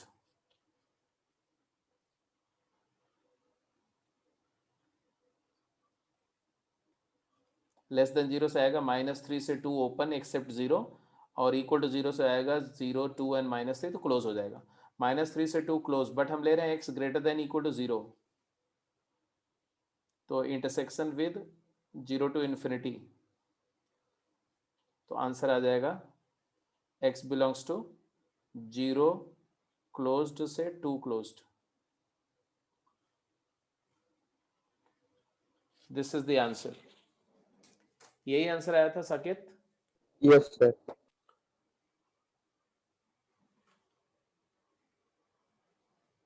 राइट। अब इसी तरह से अगर इक्वेशन इनइक्वालिटी है तो कॉन्सेप्ट ऐसे ही है, सोचना ऐसे ही है। जैसे अगर मान लिया यहाँ पर लेस देन 0 है, मतलब लेस देन 5x हो, अगर यहाँ इक्वालिटी की जगह लेस हो, तो उस केस में अगर x नेगेटिव है तो नो सोल्यूशन, क्योंकि पॉजिटिव नेगेटिव से छोटा नहीं हो सकता, और x पॉजिटिव है तो यहाँ मॉड कर देंगे सब कुछ ऐसे, हाँ यहाँ पर ग्रेटर हो जाएगा, यहाँ ग्रेटर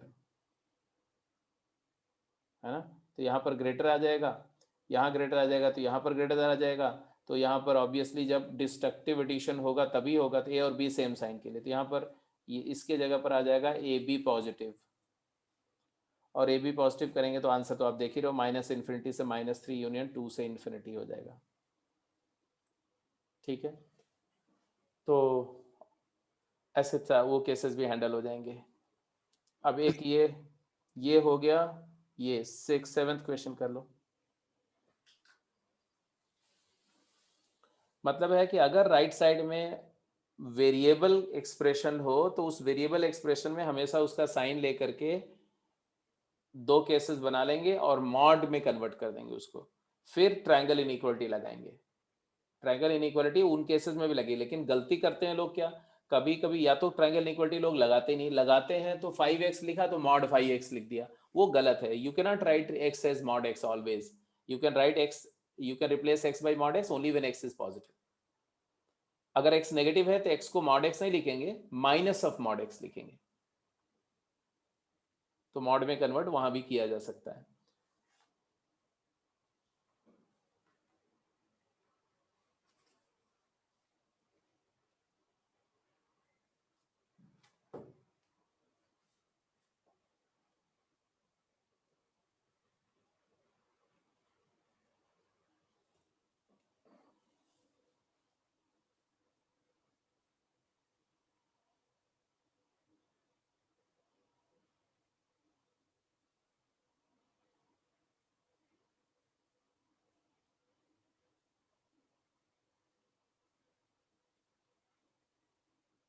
सर वहाँ ग्रेटर देन की जगह लेस देन नहीं आना चाहिए, येलो में लिखा जाए। कहां पर येलो में mod a plus mod b is less than mod a minus B.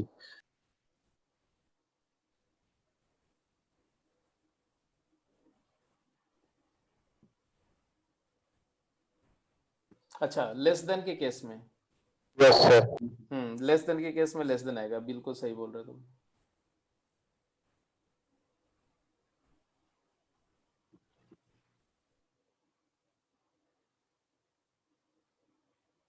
यहाँ पर लेस देन आएगा, और ये इम्पॉसिबल, ये तो कभी पॉसिबल ही नहीं है, तो नल सेट आ जाएगा। Null. तो इस केस में नल सेट सोल्यूशन आएगा।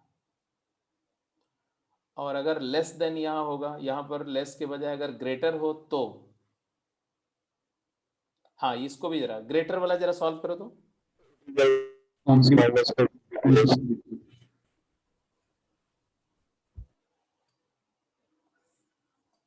हाँ ग्रेटर वाले में क्या करेंगे? उनका कॉम्प्लीमेंट ले लेंगे। x लेस देन 0 वाला केस भी तो लेंगे ना। Yes, sir. Positive complement. The positive set of. हाँ तो अगर x नेगेटिव है तब क्या करेंगे?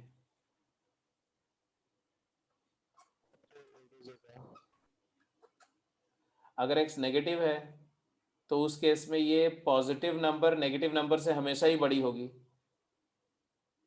तो LHS is greater than equal to 0 and RHS is less than 0 and therefore x belongs to minus infinity to 0, तो ऑब्वियस सेट ऑफ सोल्यूशन है।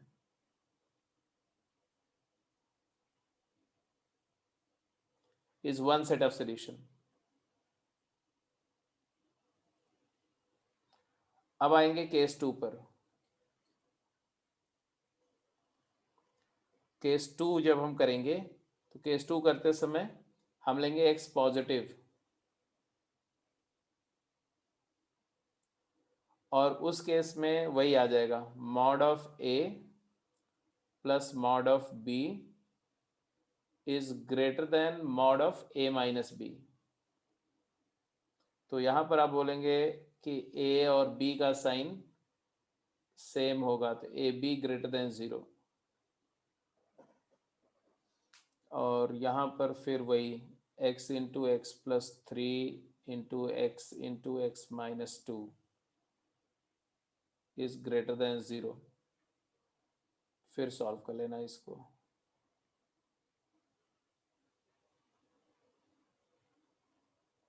आ जाएगा x belongs to minus infinity to minus 3 union 2 to infinity.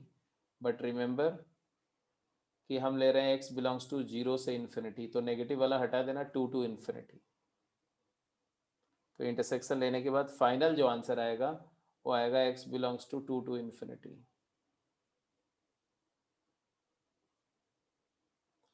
और पहले case में minus infinity से 0, तो दोनों का यूनियन लेंगे, तो फाइनल आंसर आएगा minus infinity to 0 union 2 to infinity. ये इस केस का सोल्यूशन सेट आएगा।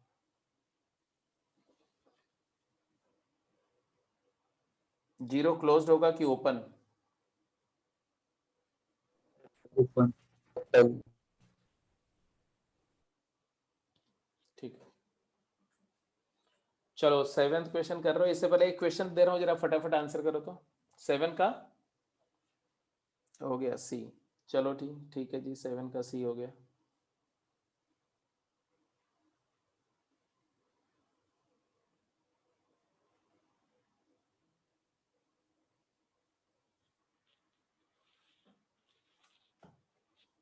एक क्वेश्चन है f(x) is equal to x square and find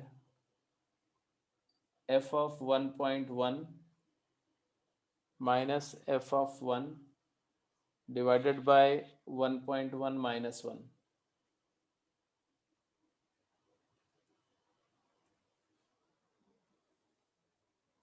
2.1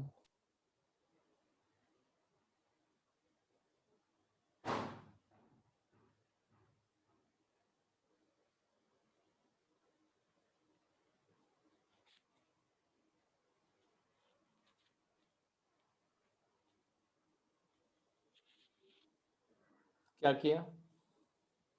factorise हो गया वो x minus x square minus y square type का आ गया। ठीक है ठीक है।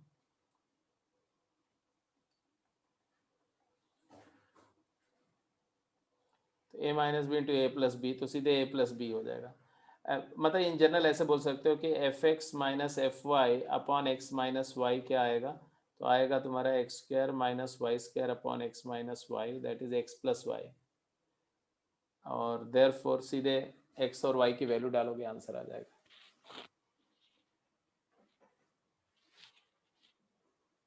सर सर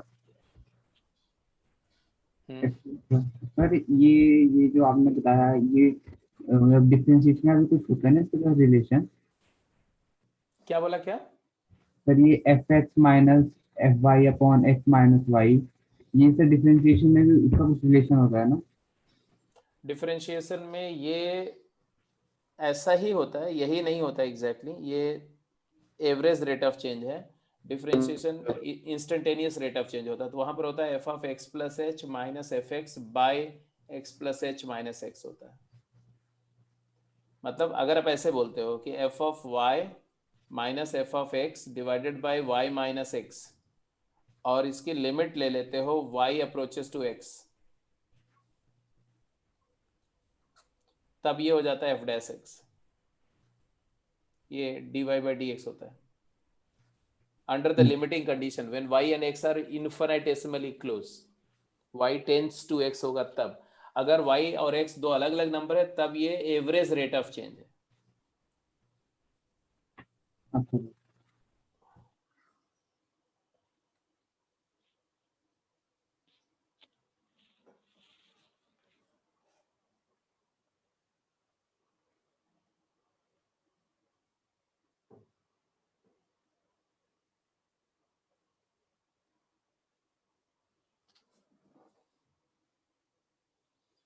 एक क्वेश्चन मैं दे रहा हूं, जरा सॉल्व करो तुम लोग, देखिए कौन कर पाता है।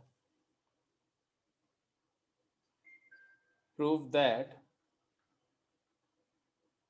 4m plus 1 can never be perfect square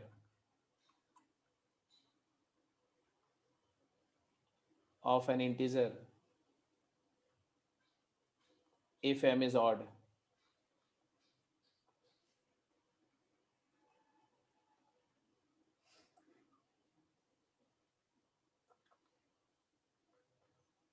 हो गया सर।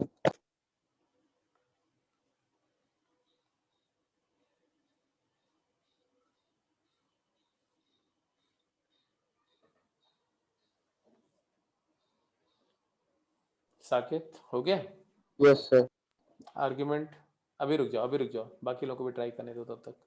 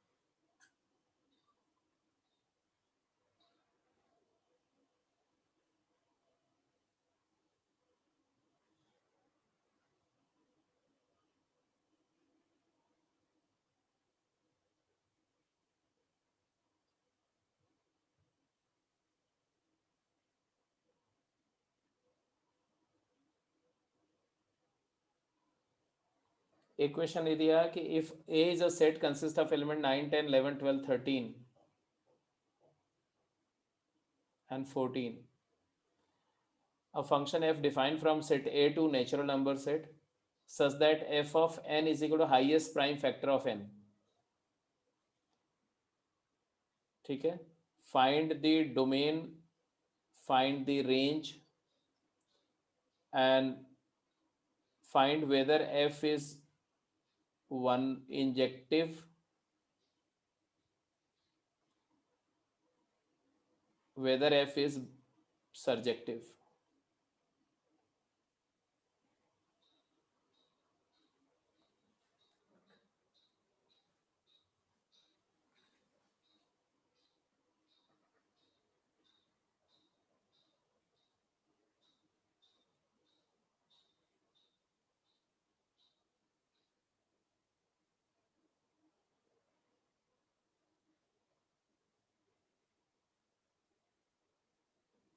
अच्छा ये बताओ इसको कैसे करोगे, इस पार्ट को? सेवेंथ क्वेश्चन को किसके कैसे किया, किसका इसका सेवेंथ हो गया? होगा सर। होगा सर। सेवेंथ कैसे किया बताओ, समझाओ मुझको। Case analysis. केस एनालिसिस किया, सबने केस एनालिसिस किया?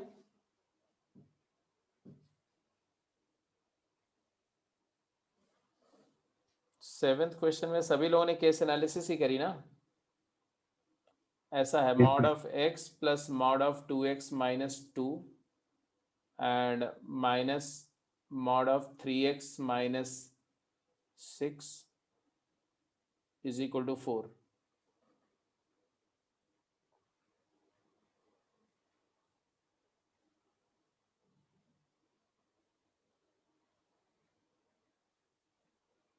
एक्चुअली देखो तो ये ऐसा है, mod of x plus mod of 2x minus 2 and minus mod of 3x minus 6 is equal to mod 4 जो है, इसको 4 को मॉड 4 लिख सकते हो, और मॉड 4 एक्चुअली है तुम्हारा x plus 2x minus 2 minus 3x minus 6।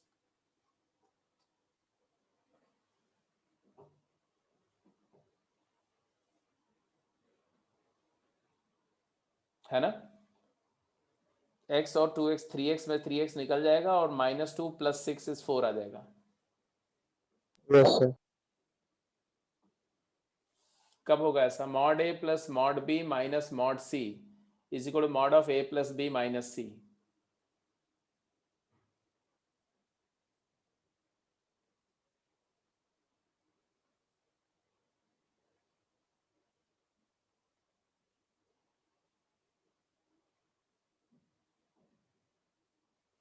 मतलब ये आपके लिए एक सोचने के लिए फूड है कि अगर कहीं ऐसा लिखा हुआ कि mod a plus mod b plus mod c is equal to mod of a plus b plus c, कब होगा?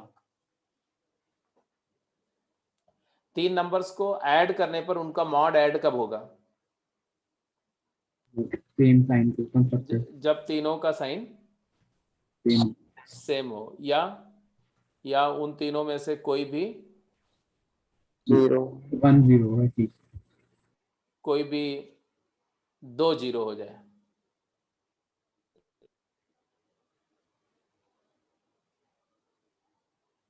XYZ ABC is more than or equal to 0. हाँ मतलब है कि a B c is greater than equal to 0 आ जाएगा। But अगर ऐसा हो, अगर इस तरह की सिचुएशन है, mod of A plus B minus C is equal to mod of A plus mod of B minus mod of C, तब ऐसा कब होगा? माइनस को अंदर ले जाएंगे मोड के। माइनस मॉड के अंदर जाएगा? नहीं जाता सर।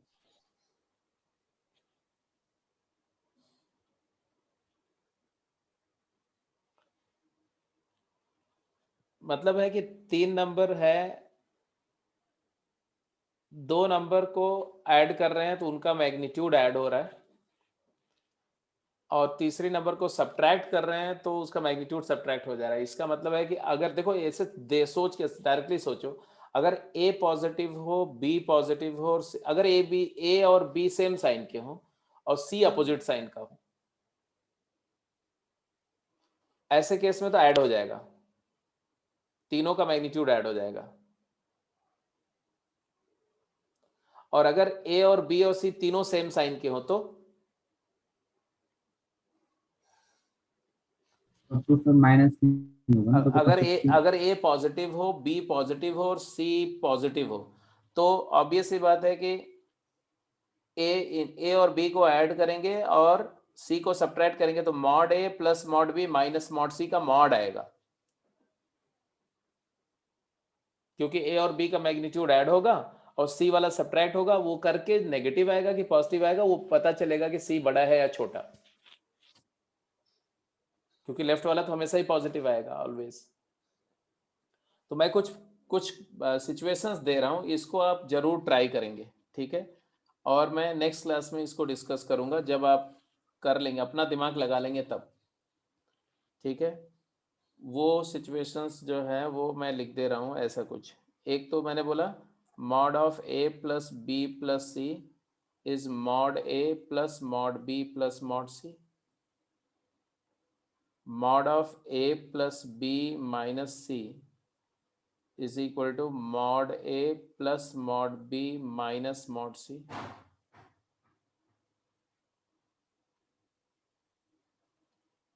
इनकी कंडीशंस,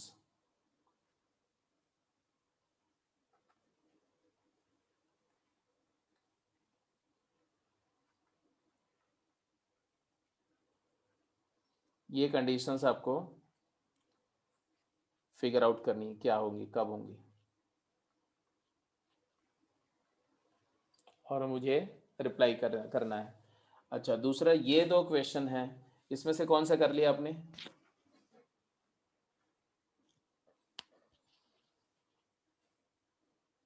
ये तो साकेत ने कर लिया था, बोला। Yes sir. और ये अगला वाला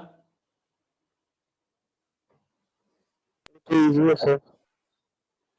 हाँ, डिफिकल्ट चीज कहाँ पूछ रहे हैं अभी? मैथ्स में डिफिकल्ट होता है कुछ क्या? मैंने कर हैं? मैंने जो आपको डिफिकल्ट क्वेश्चंस। हाँ बेटा, ऐसे ग्रुप पे difficult questions your voice is not clear, break हो सब रही। क्वेश्चंस भेजने का ग्रुप पे। हाँ हाँ हाँ, एसएमएस भेजते।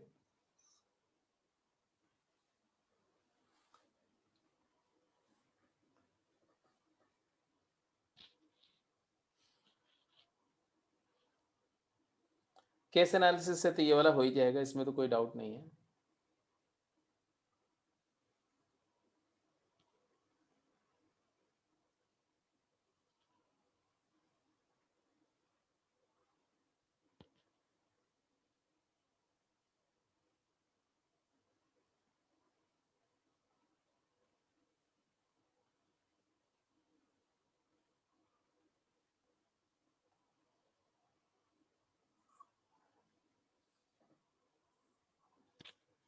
देखो, जो ये वाला क्वेश्चन था, f n is highest prime factor of n, इसमें F9 क्या होगा?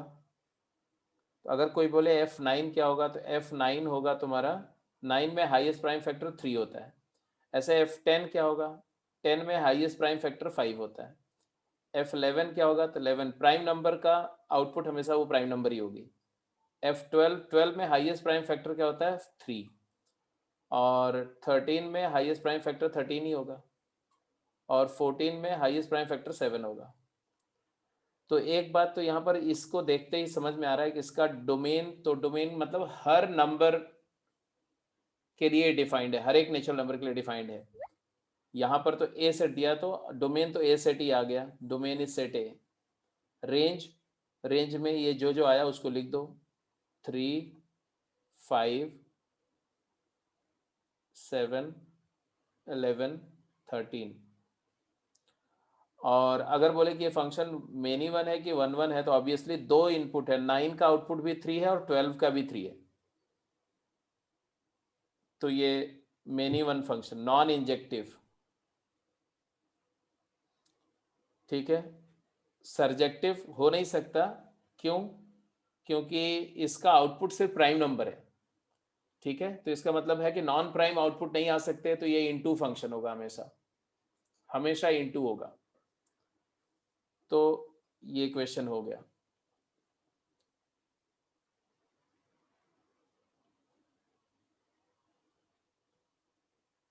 अब इसके बाद में आ जाते हैं ये वाले क्वेश्चन पे। इसमें क्या दिया गया था?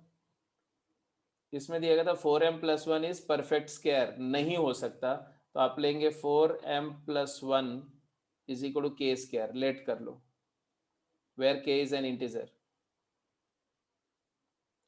तो यहां से आ जाएगा 4m इज इक्वल टू के स्क्वायर -1। यहाँ से आ जाएगा m इज इक्वल टू के square minus 1/4, that is k minus 1/2 into के प्लस 1/2। तो m इज इक्वल टू के माइनस 1/2 इंटू के माइनस 1/2 प्लस 1।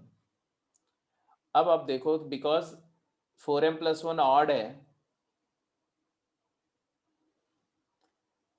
ऑड, तो राइट साइड भी ऑड होगा, तो के स्क्वायर भी ऑड होना चाहिए, एंड देयरफॉर के भी ऑड होना चाहिए। अच्छा, के अगर ऑड है तो के माइनस 1 इवन बाई 2, ये इंटीजर है, और ये उसी में 1 ऐड कर रहे हैं, तो ये जो है उसी का कंसेक्यूटिव इंटीजर हो गया। तो दो कंसेक्यूटिव इंटीजर का प्रोडक्ट याद है, product of any two consecutive integer is always even, और m क्या दिया हुआ है, ऑड, तो कॉन्ट्राडिक्शन आ गया। इसका मतलब क्या है कि अगर m ऑड है तो कॉन्ट्राडिक्शन है, मतलब जो हमने एज्यूम किया वो फॉल्स है। तो किसी भी odd integer value of m के लिए 4m प्लस 1 कभी भी परफेक्ट स्क्वायर नहीं हो सकता, और पुट करके देखोगे तो भी समझ में आ जाएगा। साकेत, तुम्हारा ये आर्गुमेंट था? नहीं समय अलग था क्या था बताओ। सर। अगर m ओड होगा तो हम m को 2m प्लस 1 लिख सकते हैं। ठीक है, तो हम पे आ जाता है 8m प्लस 5। चलो, तुमने बोला कि m अगर ऑड होगा तो m को लिख सकते हैं 2k प्लस 1, तो यहाँ पर लिख दिया, मैं अलग से यहाँ पर लिख देता हूँ।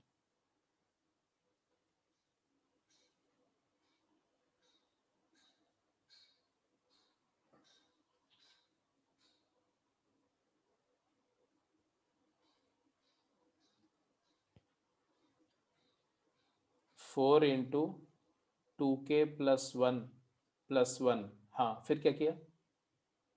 इसको सब सिंप्लीफाई कर दिया।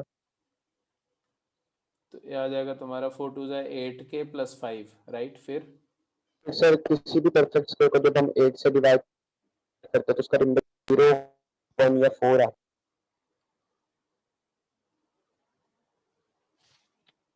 है। हाँ, तुमने बोला कि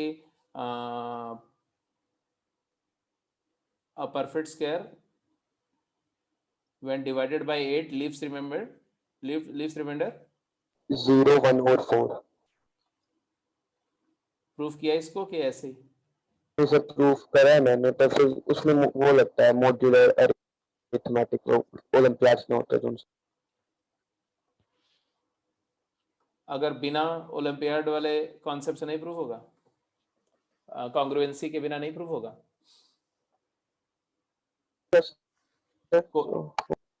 कोई भी, हाँ, कॉन्ग्रुएंस से भी बोल सकते हो। कॉन्ग्रुएंस के अलावा मान लो कि कोई भी नंबर x है जो 4k प्लस r है, तो r की वैल्यू क्या होगी? 0, 1, 2, 3। तो एक्स स्क्वायर क्या हो जाएगा? एक्स स्क्वायर हो जाएगा 16k square plus 8kr plus r square. So it is always 8 times some integer z, क्योंकि 8 कॉमन है यहाँ पर, plus r square, and therefore r की वैल्यू देते हो। अगर r की वैल्यू 0 है तो ये 8 इंटू जेड आ जाएगा, अगर r की वैल्यू 1 है तो ये 8z प्लस 1 आ जाएगा, अगर r की वैल्यू 2 है तो ये 8z प्लस 4 आ जाएगा, अगर r की वैल्यू 3 है तो ये 8z plus 9, that is 8z plus 8z not plus 1 आ जाएगा। ये 9 का 8 प्लस 1 कर देना। तो कुल मिला जुला के हर केस में बोला कि किसी भी परफेक्ट स्क्वायर को अगर आप 8 से डिवाइड करोगे तो उसका रिमाइंडर या तो 0 होगा, या तो 1 होगा, या तो 4 होगा। 0, 1 एंड 4, मतलब 8k plus 5 can not be perfect square, ये प्रूव हो गया। ठीक है, इसी को आपने कॉन्ग्रुएंसी से प्रूव किया होगा, चलेगा। ठीक है, ठीक है जी। तो ये भी एक तरीका है। तो आपको उस क्वेश्चन का दोनों सोल्यूशन मिल गया, एक कॉन्ट्राडिक्शन से हो गया और एक डिवीजन एल्गोरिथम से हो गया। क्लियर है? ठीक है बेटा, तो आज की क्लास में यहीं पर एंड करते हैं। अब आप क्या करेंगे कि ये जो आपका असाइनमेंट लेवल 2 है, ठीक है, इसके नेक्स्ट जो क्वेश्चन है, कम से कम 20 क्वेश्चंस ये सॉल्व कर जाओ। हाँ सुकृत बोलो। सर कॉन्ग्रुएंसी वाला कौन सा प्रूफ? हाँ बेटा, सर इसमें इसमें कह रहे हैं ना कि ये 014 रिमाइंडर कॉन्ग्रुएंसी हो जाएगा, वो कौन सा प्रूफ है? नहीं, वो कॉन्ग्रुएंस का कॉन्सेप्ट है बेटा। कॉन्ग्रुएंस मॉड्यूलो का कॉन्सेप्ट होता है, जैसे अगर आप a को लिखते हो b into q plus r, इसका मतलब है कि a माइनस आर जो है वो b इंटू क्यू हुआ। इसका मतलब है कि हम इसको लिख सकते हैं कि a माइनस आर इज, मतलब a को अगर आप b से मेजर करो तो r r r times b, इसको लिखते हैं a is equal to r mod b लिखते हैं।